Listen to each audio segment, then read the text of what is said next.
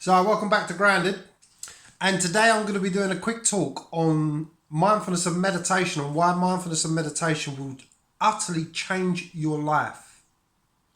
Completely and utterly change how you perceive reality and change how you perceive yourself. So the first one I want to start off with is meditation and why meditation is so important. If there is one thing that all of us as human beings should learn from as soon as we're able to take on information, it should be meditation.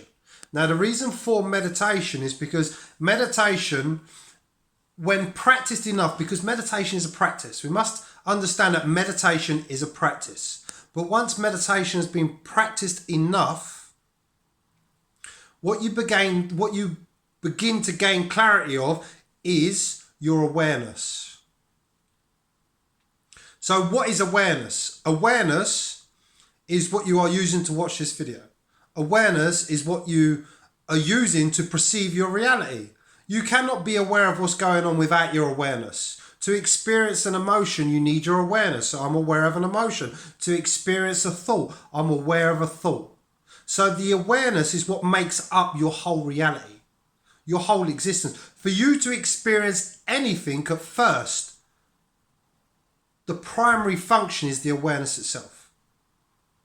So meditation is the realization of what you truly are, which is awareness first. Now, most human beings live without this awareness of awareness itself, the eternal aspect of you, the consciousness part of you, the part of you which is not affected by anything in this reality. There is a part of you that is completely free, completely united, completely unified, completely in a state of deep peace, deep joy, deep love. That is the state of awareness. But most people are only aware of their thoughts, which means that awareness is identified with their personal sense of self. Now, our personal sense of self is what's arising within us. It's our thoughts. And when our awareness is identified with this personal sense of self, we then take on this identity of this is who I am. But if we truly look at what our personal sense of self is, because although we think we're all different, our personal sense of self is kind of has the same nature in all of us. And our personal sense of self is a very painful nature. Now, I want you to examine this. Don't just take my word for it. Look at what goes on. Look at what arises in your mind.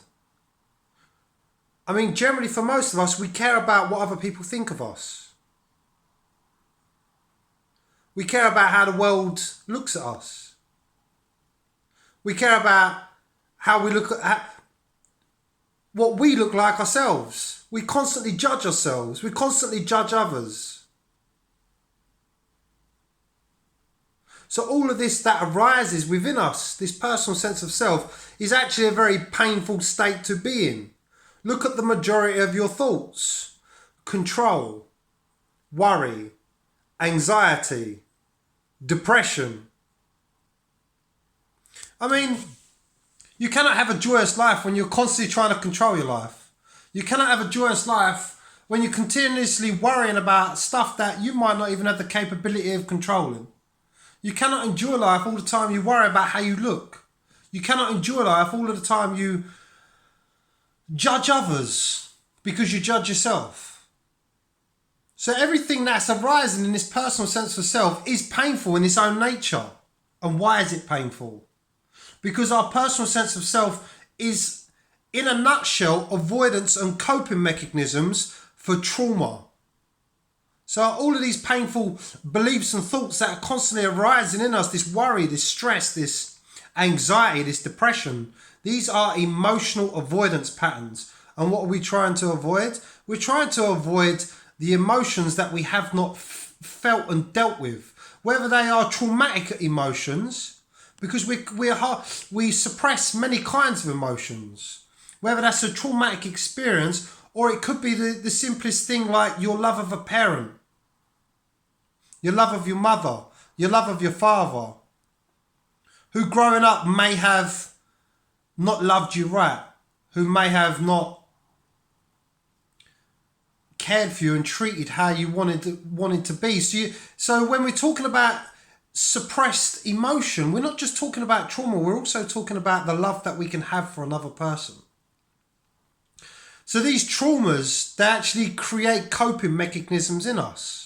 And these coping mechanisms are what become our mind construct, our patterns of behavior.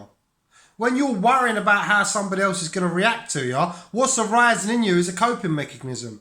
When you're stressing and worrying about a situation in your life, what's arising in you is a coping mechanism. And all of these coping mechanisms serve one purpose, which is to stop you from feeling emotional pain, emotional discomfort. So, this is what leads to mindfulness. Meditation brings about the awareness of what we truly are. We're not this personal sense of self. We are actually a unified consciousness. We are actually a oneness. So through meditation, we become self-realized. We begin to realize awareness itself, the very foundation of a whole existence. And then with that awareness, with the awareness, we then delve back into the personal sense of self to release emotion, to release trauma, to dissolve these patterns of behavior that don't serve us. They only serve to protect us from facing emotions that we haven't dealt with, but yet keep manifesting in our lives because they're an attraction point. So meditation causes realization. That's why I teach meditation. That's why meditation is the most important thing that you can learn. And then with the awareness of who you are, you take the light of awareness and you take it back into your personal sense of self, and you begin to dissolve this personal sense of self. And what actually begins to happen is you begin to open up to more joy, to more love, to more connection, to more authenticity. You are not authentic all of the time. You are worrying about how somebody's going to react to you. You are not authentic all of the time. You worry about situations. You are not authentic all of the time. You're trying to control. There is nothing authentic about our personal sense of self. Our personal sense of self is there to protect us, but it's a double-edged sword, because although it protects us from emotions, it doesn't actually bring us peace and harmony. So the difference, mindfulness and meditation. The most important thing you can do is meditate to realize that you are awareness itself.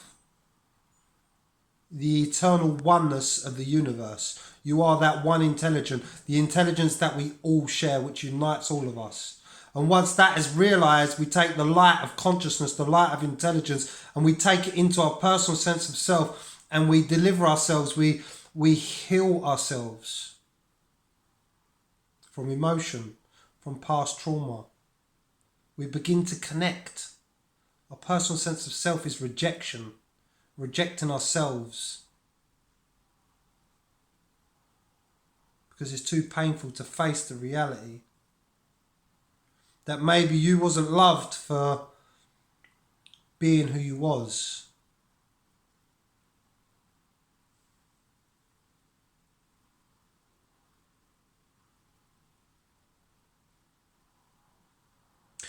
Anyway, 2020, I have a whole load of events coming up.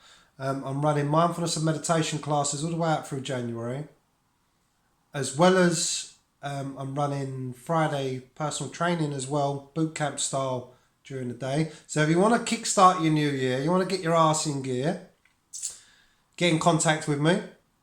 I also host one-to-one meditations and meditation classes, which I will provide details with, as well as I have planned retreats in the UK and abroad coming up this year.